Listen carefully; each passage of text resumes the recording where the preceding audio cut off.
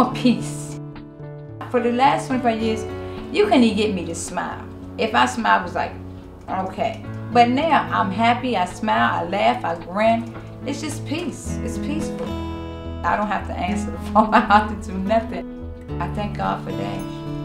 And I thank him for the advocates that they have here, because they are so nice, and they got counselors and everything. Anything that we need, we got somebody here that we can talk to. From our perspective, we want to try to do whatever we can to help women be self-determining and decide for themselves what's going to be best for the long run. And so I'd like to think that, you know, in the end, what we've accomplished is that the woman has taken power and control over her own life that she didn't have previously.